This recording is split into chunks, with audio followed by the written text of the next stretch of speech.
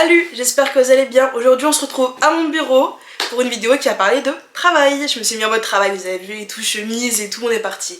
Non, en fait, plus simplement, j'ai envie de sortir une série de vidéos sur le travail. Donc le travail au Canada, le travail en Amérique du Nord et le travail à l'étranger un peu plus en général. Si on se connaît pas, moi c'est Maëlys, j'ai 26 ans, j'habite à Toronto au Canada depuis 1 an. Et avant ça, j'habitais 2 ans aux États-Unis à Philadelphie, donc juste en dessous de New York. Ça fait donc 3 ans que je travaille en Amérique du Nord. Et je travaille du coup dans des entreprises internationales en anglais, etc., etc. Et je me suis dit que maintenant j'étais assez, on va dire, calée pour vous parler du travail en Amérique du Nord, comment le trouver, comment ça se passe les entretiens, plein de petits trucs et astuces. Et du coup, bah voilà, on va commencer par cette première vidéo. On va commencer assez fort, hein, je vous le dis direct. Voilà. Sinon, je partage ma petite vie donc sur Instagram, TikTok et cette chaîne YouTube. N'hésite pas à t'abonner pour suivre mon quotidien en Amérique du Nord. Je partage aussi plein de choses sur mon blog travelwithmaelys.com et j'en profite pour dire que une grosse partie de ce qui va être dans cette série de vidéos est en vérité déjà sur mon blog, mais je trouvais que c'est sympa de vous faire un format vidéo. En fait, aux États-Unis, j'ai fait ce qu'on appelle un VIE, donc Volontariat International en Entreprise, et donc pendant quasiment 2 ans en fait, pendant les 2 ans. Et du coup je vous partage comment ça s'est passé pour moi cette expérience. Donc le VIE, je dis en bref mais on en reparlera dans d'autres vidéos.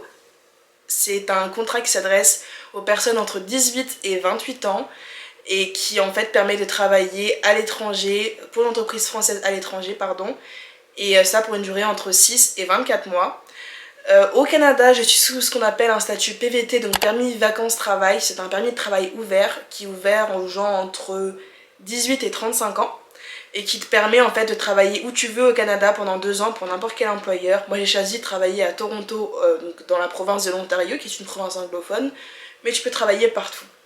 Voilà, j'espère que ce que je vais dire dans cette vidéo va t'aider, va surtout te booster. Et en fait si je le fais, c'est parce que quand je suis arrivée au Canada, j'ai pas trouvé mon emploi tout de suite, malgré le fait, enfin évidemment je vais pas trouvé tout de suite, hein, ça prend du temps de chercher du travail, mais disons que j'ai quand même pas mal galéré et je me dis que ça peut être un peu une bonne chose de vous montrer le pourquoi du comment, si j'ai galéré, qu'est-ce qui s'est passé.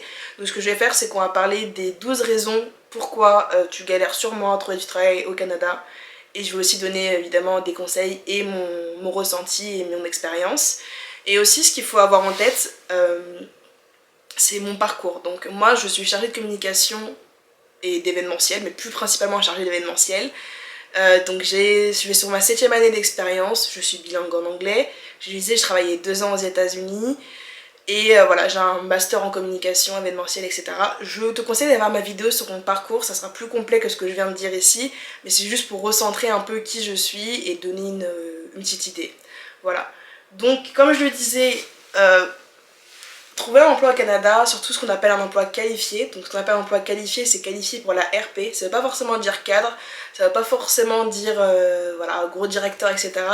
C'est juste que c'est un emploi que, en gros, que le Canada recherche et cherche à avoir parmi ses résidents permanents. RP, c'est-à-dire résidence permanente. Et je fais principalement une vidéo par rapport aux emplois qualifiés sur la RP parce que je trouve que pour des emplois qui sont non qualifiés pour la RP, c'est quand même un peu plus simple à trouver. La preuve, moi j'ai fait, avant que je suis arrivée au Canada, j'ai fait vendeuse, qui est un emploi non qualifié par l'ARP, donc vendeuse en magasin. J'ai trouvé mon job en littéralement 3 heures.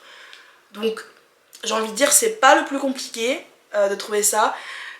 Après, je pense que cette vidéo s'adresse à tout le monde et à tout âge. Un petit on va dire reminder, ça fait pas de mal, et un petit coup de boost, ça fait pas de mal non plus. Juste un petit disclaimer, je vais peut-être dire des choses dans cette vidéo qui peuvent être dures à entendre, surtout si c'est une période où tu es toi-même en doute sur ta recherche d'emploi, sur pourquoi tu fais ça, sur plein de choses, hein, parce que moi aussi j'ai évidemment énormément douté pendant tout ce temps de recherche. Et mais voilà, enfin en tout cas si jamais je dis quelque chose qui potentiellement peut te blesser et tout, n'hésite pas à déjà me le dire, et je m'excuse par avance. Et voilà, n'hésite pas à venir discuter avec moi de quels que soient les propos que je vais tenir dans cette vidéo, etc. Voilà, je bug. Non mais tout simplement, genre voilà, n'hésite pas à venir en parler, mes DM sont toujours ouverts, c'est une safe place. Au contraire, je prends vraiment le temps de discuter avec vous, donc quoi que je vais dire, n'hésitez pas à en parler s'il y a besoin. J'aimerais bien aussi peut-être indiquer au fur et à mesure de cette série de vidéos des ressources, donc j'essaierai de les mettre et sur mon blog et potentiellement dans la description de ces vidéos. Je pense que c'est parti, je pense qu'on peut y aller. Je pense que c'est une bonne idée aussi que je revienne sur ma situation quand je suis arrivée au Canada. Ça peut peut-être aussi donner une indication à certains. Donc je suis arrivée, j'avais 25 ans, donc je revenais de mes 2 ans aux États-Unis. Donc comme je disais, je travaillais 2 ans aux États-Unis, j'ai travaillé déjà 3 ans, plus de 3 ans en France, dans mon secteur. J'étais bilingue en anglais. Je suis arrivée donc le 5 mars 2022 sans emploi. Et tout simplement, je cherchais un emploi directement sur place, dans ma branche, donc en événementiel, en tant que chargée d'événementiel, ce qui est mon job depuis un peu plus de 6 ans maintenant. Et voilà, donc j'ai cherché, donc je détaillerai en plus en détail sur la recherche, etc., etc. Mais on va dire que moi j'ai commencé à chercher à partir de janvier, en vérité. Et vous allez voir que ça va avoir son importance. Une des raisons, j'ai envie de dire, c'est que tu recherches pas la bonne période. Moi, c'est ce qui s'est passé. Je pense que entre novembre et mars, ça sert à rien de chercher un emploi au Canada. Et je vais dire pourquoi. Déjà parce que faut savoir que entre novembre et décembre, en gros, c'est la fin de l'année. Les entreprises, elles ont plus de budget, ils ont épuisé les budgets. Ils ont plus de budget, donc ils recrutent plus, ils cherchent plus de nouvelles personnes. Ils sont en train de voir combien ils sont dans leur effectif, quels sont les besoins des services, est-ce qu'ils ont besoin potentiellement de nouvelles personnes, si oui, ok, combien de budget ils pourraient mettre. Donc là ils sont en train d'évaluer leur budget, du coup ils rouvrent rien pour le moment. Après décembre évidemment c'est les fêtes, etc., personne ne l'a tout simplement.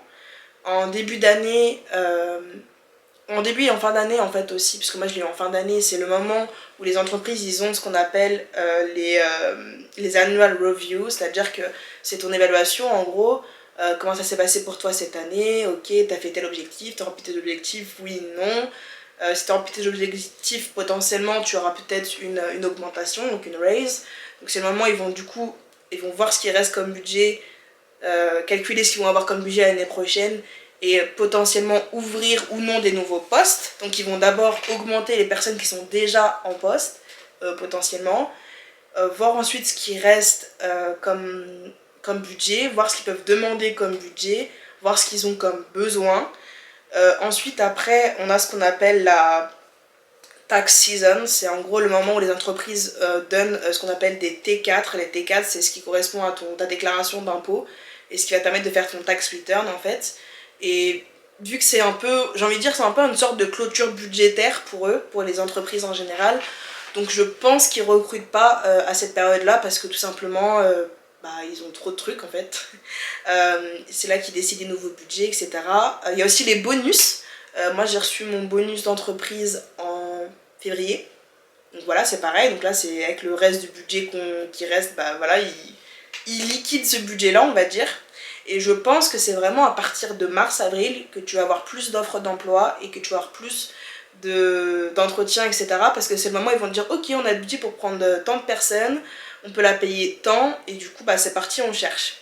Voilà. Moi c'est ce qui s'est passé, du coup je lui ai dit, je suis arrivée en mars, donc début mars, parce qu'en fait en vérité je suis arrivée vers la fin de cette période là, mais quand même trop tôt par rapport à leur calendrier des entreprises en fait. Et effectivement, moi j'ai commencé à avoir plus d'emplois à partir du mois d'avril. Et avoir plus d'entretiens à partir du mois d'avril. Donc voilà, c'est ce qu'il faudrait avoir en tête. C'est pas, je fais une grosse généralité, hein, c'est pas le cas de toutes les entreprises et les personnes que je connais qui ont déjà été embauchées en novembre, décembre, etc. Mais globalement, ça peut être une des raisons qui fait que tu trouves pas de travail. Voilà. Et juste pour recentrer un peu dans la timeline, moi j'ai commencé les entretiens avec l'entreprise dans laquelle je suis actuellement en mai. Voilà. C'est un peu aussi, deuxième raison, du coup, tu ne recherches pas depuis assez longtemps. C'est un peu lié à la raison numéro 1. En fait, j'entends beaucoup de gens, et moi-même, je me suis dit, oui, ça fait 3 mois que je cherche et tout, je trouve pas. En vérité, ça faisait même plus de temps que ça. Mais 3 mois sur place, on va dire que je cherchais et tout, je trouve pas, ça m'énerve, etc. Ça fait 2 mois que je cherche, je trouve pas, etc., etc. Oui, mais déjà, une recherche d'emploi, pour moi, c'est un taf à plein temps. Il faut en fait que tu sois aussi structuré dans ta recherche d'emploi. Et c'est long, c'est une bataille de longue haleine, c'est un marathon en fait, une recherche d'emploi. Donc il faut que tu te sois fort dans ta tête, il faut que tu te motives en fait. Moi je conseille souvent d'avoir un genre de... un peu comme une routine, tu vois. Par exemple, le matin, tu te réveilles, tu regardes tes mails, tu regardes s'il n'y a pas eu des réponses, tu regardes s'il y a eu je sais pas, une notification quelconque intéressante. Ensuite, si tu as des entretiens, bah évidemment tu les prépares, etc. ou tu fais tes entretiens. Moi je conseille plus de préparer les entretiens dans l'après-midi, comme ça le matin tu peux continuer à te préparer, etc. etc. Et tu te fais une petite routine, en gros, voilà, tu lis tes mails, tu réponds aux dernières annonces qui ont été parues. Donc en général, les annonces, je sais pas aussi si tu cherches un emploi, tu as peut-être remarqué ça, les annonces sont très souvent publiées dans la nuit. Parce que je pense que ça doit être automatique, ça doit être le workflow automatique. Très souvent, les annonces, tu regardes, elles sont postées entre minuit et 3h du matin. Alors moi, c'était un peu ma petite astuce pour être dans les premiers dossiers, c'est que souvent je me couchais tard, plutôt vers entre minuit et 2h du matin, pour comme ça je postule, dès que je vois les annonces qui paraissaient, tac, je postulais tout de suite. Voilà, c'est un peu un truc aussi que je donne en plus. Mais en tout cas, il faut que tu prennes le temps de rechercher 2 mois pour chercher du travail dans une ville comme Toronto, c'est clairement pas assez. C'est clairement pas assez de temps, donc laisse-toi du temps et trouve-toi une petite routine pour que ça devienne pas trop non plus pesant. Prends le temps voilà, de te balader, de faire autre chose, faire des activités, de prendre l'air, de rencontrer du monde. Essaye de trouver des petites habitudes, voilà. Plutôt que de chercher, je sais pas, que dans ton appartement, dans ton Airbnb, bah, il va te mettre dans un café. Essaye de prendre un peu l'air, essaye de faire un peu tout ça. Tu n'as pas, raison numéro 3, pardon, tu n'as pas le bon permis de travail ou le bon visa. Donc ici au Canada, on appelle ça un permis de travail. Alors, très souvent, les gens arrivent au Canada avec le PVT, donc comme moi d'ailleurs, comme j'en avais parlé, le PVT c'est le permis vacances-travail, c'est un permis de travail ouvert qui permet de bosser pour n'importe quelle boîte, n'importe où au Canada, mais c'est un permis qui dure 2 ans si tu es français, UK et je sais plus quel autre pays, et 1 an si tu es belge. Mais en soi, 2 ans ou 1 an c'est très court. En plus toi très souvent tu vas chercher un CDI, tu vois. Tu vas pas forcément chercher un CDD. D'ailleurs à la limite, on va dire un truc bonus, cherche un CDD, peut-être des fois plus qu'un CDI, c'est peut-être plus bénéfique, tu peux peut-être trouver plus rapidement. Enfin bref. Et en fait, du coup, c'est un visa qui est très court. Donc pour les employeurs, pour se projeter sur un CDI, etc., pour eux, c'est pas sérieux, quoi. C'est pas un visa qui est très sérieux et que du coup, ils sont pas forcément enclins à embaucher par une période courte parce que 2 ans, en vérité, quand tu dois embaucher une personne, la former, etc., ça fait qu'elle sera vraiment efficace sur quoi? 1 an, au max 1 an et demi si t'es quelqu'un de très efficace. Pour eux c'est pas rentable. Ils mettent du budget à recruter quelqu'un, ils mettent du budget à former une personne. Donc c'est vrai que très souvent ils vont me poser la question, ok, quels sont tes plans pour après? Donc là t'as un visa temporaire, permis temporaire, visa temporaire, ok. Est-ce qu'après tu comptes rester au Canada? Si tu comptes rester au Canada, dis-le, sois honnête. Si tu comptes pas rester au Canada, sois honnête aussi, ça sert à rien de dire oui juste pour avoir le poste, ça sert à rien, tu te fais perdre du temps, tu fais perdre du temps à l'employeur. Mais en gros, comme c'est une vision court terme pour eux, c'est peut-être pas rentable entre guillemets, et c'est peut-être pour ça aussi que tu te fais décliner, malheureusement. Mais ça veut pas dire que c'est impossible de trouver un emploi. Moi j'ai un CDI et pourtant j'ai un PVT, donc c'est tout à fait possible. Juste que forcément ça simplifie pas les choses. Aussi tu vas être en concurrence avec ce qu'on appelle du coup les RP, donc les résidents permanents, qui eux, la RP c'est 5 ans, et 5 ans renouvelables, donc tu peux avoir quasiment 10 ans de RP, où tu peux passer sur ta citoyenneté, donc du coup tu es en concurrence avec les RP et les citoyens canadiens, nouveaux citoyens canadiens et citoyens canadiens de naissance, etc. Et aussi, il faut savoir, par exemple, une ville comme Toronto, c'est une ville internationale, tu as des gens qui viennent de partout, et voilà, chacun vient pas forcément avec le même visa, permis, etc. Et du coup, tu es aussi en concurrence avec ces gens-là. Donc, ça peut être une raison supplémentaire. Raison numéro 4, tu es dans un secteur pas très recherché ou trop spécifique. Alors moi, c'est un peu ce qui s'est passé, c'est-à-dire que je suis en communication en événementiel. Des postes en communication en événementiel, il n'y en a pas 650 non plus. En général, dans un service événementiel communication, même si t'es une grosse boîte, en général, le plus gros service que j'ai été, on était 5. Voilà. Alors, en général, ce sont des petits services, en général, t'es 1, 2, 3, 4, mais t'es pas 10 000, tu vois. Donc forcément, ce sont des postes qui sont très spécifiques, et c'est un peu la bagarre, on va dire, pour avoir ce genre de poste. Et un secteur pas très recherché, je sais pas, moi, si tu es... j'ai pas d'idée de poste comme ça, mais bref, tu vois ce que je veux dire. Par exemple, ici, les postes qui recrutent beaucoup, et je vais parler encore une fois pour Toronto et pour le Canada, c'est les postes en finance, c'est les postes en IT. Si tu... Ouais, c'est ce genre de type de poste en fait qui recrute énormément. Ici, si t'es développeur, clairement, t'es le roi du pétrole. Si t'es un mec dans la finance, enfin un mec, une nana dans la finance, clairement, t'as tes chances. Et j'ai envie de dire, même viens à Toronto directement. Plutôt que d'être dans d'autres villes ou provinces. Et aussi, par exemple, il y a des secteurs où tu es par exemple obligé d'avoir une certaine connaissance du marché.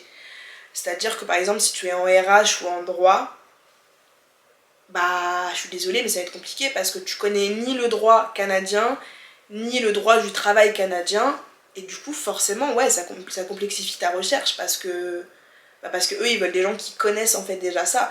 Ça arrive aussi que tu aies ce qu'on appelle des certifications ou des qualifications, on va te les demander, qui sont spécifiques à une branche, je sais pas, même dans l'ingénierie en soi, tu as des qualifications. Si tu les as pas, tu seras pas rappelé, c'est comme ça en fait. Voilà, ils cherchent un profil et ils cherchent, comme on dit toujours, le mouton à 5 pattes. Et si tu fites pas dans le truc, ouais, ça va créer des difficultés, malheureusement. Raison numéro 5, tu cherches à distance.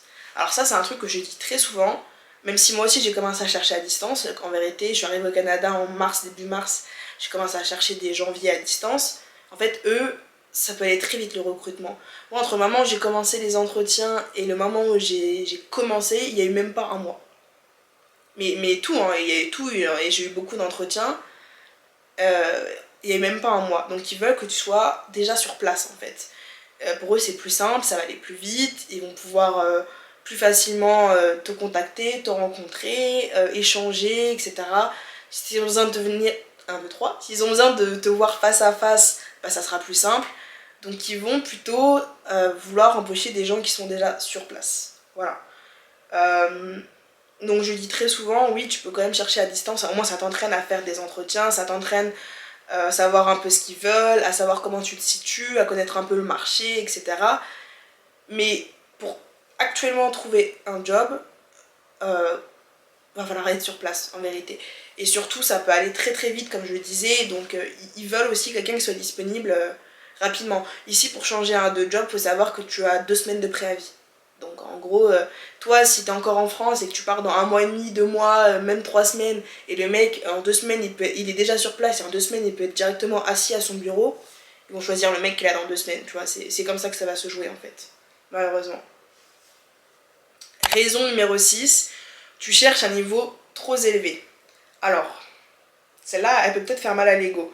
C'est-à-dire que moi, je cherchais, par exemple, à quelque chose qui est à mon niveau, voire un petit peu au-dessus. Mais en vérité, ici, t'es personne. Ils te connaissent pas, t'as beau avoir fait tes expériences ailleurs, c'est très bien, mais ici, t'es personne. Donc, ce que je conseille souvent, c'est de chercher un niveau des fois peut-être un peu plus en dessous de ce que tu fais ou de ce que tu aimerais faire. Et parce qu'en fait, ils reconnaissent pas forcément toujours l'expérience que tu as eu à l'étranger en fonction voilà, de quelle boîte, etc. Il faut pas que tu dises, ouais, en France, je bossais dans une grosse boîte, peut-être que cette grosse boîte ici, elle est pas du tout connue, tu vois. Après, si tu sors d'un L'Oréal et tout, ouais, effectivement, là, ici, ils connaissent L'Oréal, mais il y a des boîtes qu'ils connaissent absolument pas ici, même si c'était la plus grosse boîte de France, pour eux, ça va rien valoir, en fait. Et du coup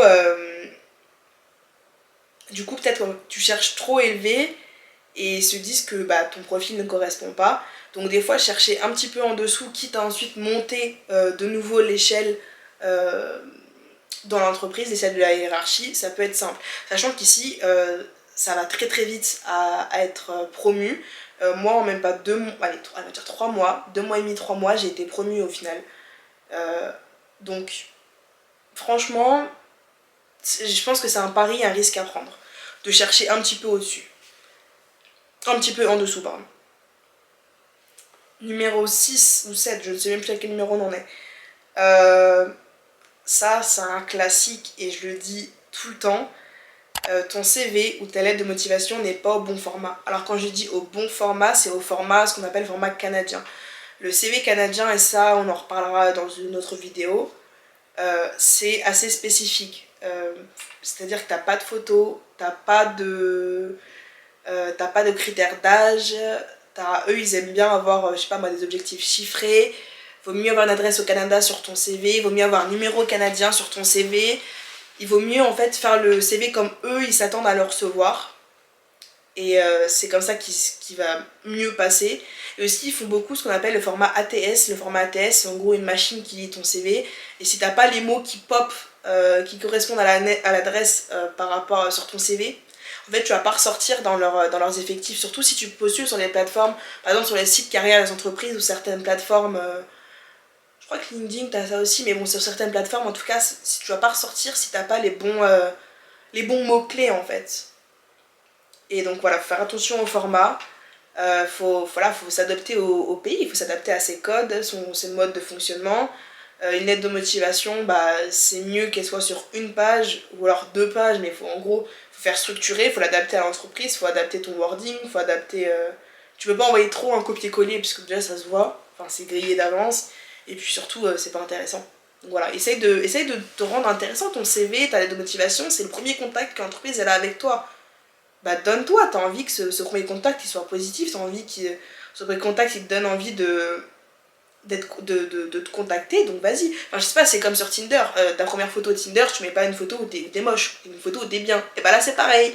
Sinon, si tu mets une photo où t'es moche, bah les gens ils swipent pas du bon côté, tu vois. Et bah là t'as envie que les gens ils swipent sur toi, ils swipent sur ton profil, ils swipent sur ton CV. Et ben mets-le plus attractif possible. Voilà. Les CV trop fantaisistes, les CV type Canva avec plein de couleurs, plein de fleurs, plein de tout ce que tu veux, tu oublies. Ici ça ne passe pas du tout. Vraiment le CV c'est un Word tout moche, faudrait que je mette un template carrément. J'en ai un template, des fois je l'envoie... Vous savez ce qu'on va faire? Si tu veux ce template de CV, envoie-moi un DM sur Insta ou envoie-moi un DM sur...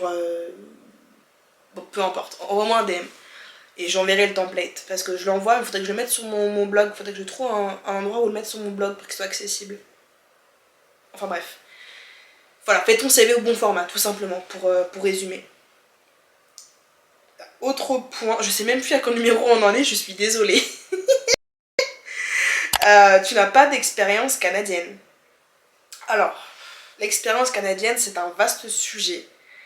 Ça m'a beaucoup frustrée quand je suis arrivée, parce que je me dis, ouais, attends, j'ai de l'expérience au Canada, mais je travaillais 2 ans aux États-Unis, nanana.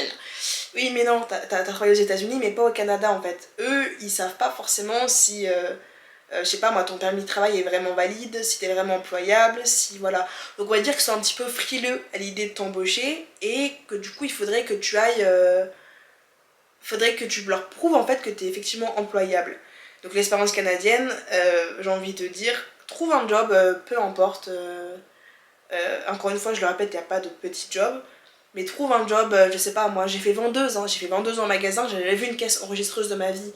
Donc trouve un job, je sais pas, de serveur ou de j'en sais rien. Trouve un job qui déjà te permettra d'avoir un peu de sous qui rentrent, parce que la vie à Toronto, on va pas se mentir, c'est cher. Donc autant avoir des sous qui rentrent et pas basé que sur tes économies. Ça va aussi te permettre de sortir, de rencontrer du monde, etc. Et de t'aérer, de donner peut-être d'autres idées, d'autres inspirations pour trouver. Et aussi, ça va te permettre à l'employeur de montrer que oui, tu peux avoir un emploi en fait. Et que... Puis ça te fera des anecdotes. Hein. Enfin, moi, tu vois, j'ai travaillé du coup en tant que vendeuse à Casaloma, une Casaloma qui est un musée de Toronto. Et bah, ce lieu de travail était super cool et j'ai plein d'anecdotes dessus. Voilà. Bref. Autre raison. Attendez. Du coup, je pense qu'on doit être à la raison 9. Ouais, on a la raison 9. Tu n'as pas de diplôme canadien. Alors. Autre classique, moi les gens me disent souvent ouais mais j'ai un master diplômé de telle grande école, j'étais en école de commerce, j'étais en école de ci, j'étais en école de ça. Ils s'en fichent, ici t'as pas de diplôme canadien donc pour eux t'es... C'est pas que ton diplôme veut peanuts mais quasiment en fait, tu vois. Ils reconnaissent pas énormément les autres diplômes, on va pas se mentir. Ce que, à la limite, que je conseillerais, si tu veux vraiment faire une reconnaissance de tes diplômes, c'est faire une reconnaissance de tes diplômes par exemple via VES. Qui certifie ton niveau de crédit et qui certifie ton niveau de diplôme. Mais sinon, globalement, ils vont pas reconnaître en fait ton niveau parce que bah, pour eux, c'est une école qui leur parle pas. Et d'ailleurs, mais même plus en avant, j'ai envie de dire, tes expériences personnelles, professionnelles, pardon.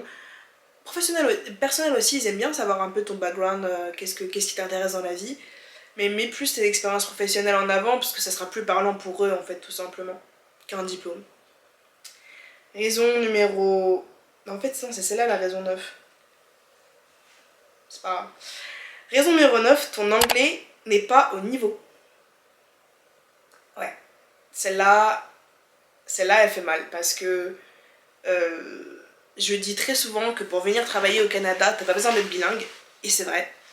T'as pas besoin d'avoir, je sais pas, d'être super bon en anglais, mais on va pas se mentir que ça va être une grosse aide en fait d'être bon en anglais et d'avoir un très bon niveau en anglais.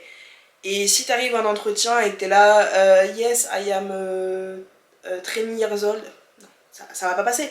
Ça va pas passer. Je suis désolée, mais le mec il s'attend à ce que tu puisses t'exprimer en anglais, du moins, même si c'est un anglais simple, mais un anglais correct. Il va s'attendre à ce que quand il te parle, que tu comprennes ce qu'il te dit, tu vois. Parce que tu as besoin de travailler, donc tu as besoin d'avoir une information qui t'est donnée, traiter cette information, redonner d'autres informations. Donc ils vont avoir besoin que tu aies un niveau qui est quand même, j'ai envie de dire, plutôt, si je vais donner des équivalences, plutôt B2. Voilà, ça correspond à quand même un niveau, j'ai envie de dire, intermédiaire, mais plutôt bon intermédiaire. Alors tu vas me dire, ouais, mais si je parle pas assez anglais et tout, comment je fais? Déjà, je te conseille de t'entraîner à parler anglais et t'entraîner à tout en fait en anglais, à écouter de l'anglais, lire de l'anglais, écrire en anglais avant de partir. Ou en étant sur place, dans ce cas, si t'es sur place, va rencontrer des locaux qui parlent anglais, inscris-toi dans des ateliers, inscris-toi dans des tonnes de choses. Fais une formation en anglais, je sais pas, le compte CPF, tu peux l'utiliser dans les écoles comme EF Langue, par exemple. Fais une formation d'anglais, passe ton TOEIC, passe des examens d'anglais, essaye en gros en tout cas de progresser au maximum pour que quand tu arrives, tu sois pas déboussolé, et en entretien, entraîne-toi à faire tes entretiens en anglais tout simplement. Ça c'est un truc qu'on va revenir dessus sur les entretiens en anglais, mais il y a quand même pas mal de questions qui sont récurrentes. Entraîne-toi à les présenter. Tu vois, entraîne-toi à y répondre. Ça va ramener du coup au point suivant qui est tu ne sais pas te vendre. Alors, tu ne sais pas te vendre parce que les Américains et les Nord-Américains en général, donc États-Unis, Canada, ils aiment bien ce qu'on appelle le storytelling. Ils aiment bien le fait de comment tu racontes une histoire, comment tu vas raconter ta personne, raconter ton parcours, raconter ce que tu fais. Ils aiment ça en fait. Et j'ai remarqué, ils sont hyper bons à se présenter en littéralement 5 phrases. En 2 minutes, ils savent te présenter. Ça s'appelle ce qu'on appelle un elevator pitch. Un elevator speech, c'est c'est genre un discours qui en 5 minutes, même pas, tu t'es tout présenté. Et ça, c'est hyper important pour eux parce que c'est aussi comment tu sais condenser, comment tu sais mettre en avant les meilleurs éléments de ta personne, de ton parcours, de ton CV, de tout ce que tu veux. Et ça, ils sont assez attachés à ça. Donc j'ai envie de dire, prépare-toi un elevator speech, on pourra en reparler aussi, mais en gros, c'est parler de ton background, parler de tes expériences professionnelles, mais sans réciter tout ton CV. Ils veulent pas ça, ton CV est long devant les yeux. Ils veulent que tu leur vendes le truc, tu leur vendes le bébé. Ils veulent que tu leur vendes, c'est moi le meilleur gars pour ce poste, clairement. C'est moi qui suis qualifiée pour ce poste, prenez-moi, en gros. Et ça, c'est hyper important. C'est comme la fameuse phrase « vends-moi ce stylo ». Et bien comment tu vas mettre en place les meilleurs attributs pour vendre ce stylo, c'est comment tu vas mettre en place tes meilleurs attributs à toi en tant que candidat pour accéder à ce poste. Voilà. Dernière raison, et ça fera l'objet encore une fois une autre vidéo, tu diversifies pas assez tes recherches. Alors tu diversifies pas assez tes canaux de recherche, tu diversifies pas assez tes modes de recherche, tu cherches par exemple que sur internet, sachant que la plupart des posts ne sont même pas postés en ligne. Il faut savoir qu'il y a un marché de l'emploi caché, mais ça c'est un marché de l'emploi caché que tu n'accéderas que si par exemple tu parles à des personnes. Moi je te conseille d'aller dans des soirées de networking, d'aller vers les gens, de parler avec les gens. Quand tu rencontres une nouvelle personne, leur dire ah bah tiens, je cherche un emploi dans je sais pas moi la finance, informatique, le je ne sais pas quoi. Et des fois tu sais, Marc qui connaît Michael, qui connaît Tom, peut-être que Tom a un poste dans sa boîte, tu sais. Peut-être que Germaine a entendu parler dans sa boîte qui cherche une nouvelle chargée de communication. Tu sais jamais en fait. Donc diversifie tes recherches, te focus pas que sur internet, te focus pas que sur certains sites. Tout simplement essaye d'être ouvert en fait. Et comme je disais, te focus pas non plus que sur peut-être, admettons, je sais pas moi, si t'es quelqu'un, si t'es en vente ou je ne sais pas, bah te focus pas que sur un secteur, va voir les autres aussi. Voilà. J'ai quand même déjà pas mal parlé, et puis on arrive à la fin de ces raisons. Tout ça pour dire que vous n'êtes pas tout seul dans cette recherche d'emploi, d'accord? On est beaucoup à avoir galéré quand on est arrivé. Moi-même, j'ai galéré quand je suis arrivée, et ça va le faire, ok? On va y arriver ensemble. Je vous donne rendez-vous dans d'autres vidéos pour voilà, tout type de conseils. Mais j'espère qu'en tout cas cette première vidéo t'a plu, t'a reboosté, t'a donné envie de te remettre à chercher. Là, tu vois, là techniquement, si j'ai bien réussi cette vidéo, là t'as envie d'aller chercher ton ordi, direct tu ouvres ton LinkedIn, tu remets ton LinkedIn à jour, tu te remets dans ta recherche à fond. J'espère que cette vidéo va te donner cette énergie-là pour te remettre à fond dans ta recherche. Et puis je te dis à la prochaine. N'hésite pas à t'abonner à cette chaîne pour ne pas rater les autres vidéos. Va faire un petit tour sur mon Insta, sur mon TikTok, sur mon tout ça, Travel with Maëlys. Et on se retrouve la prochaine fois. Ciao!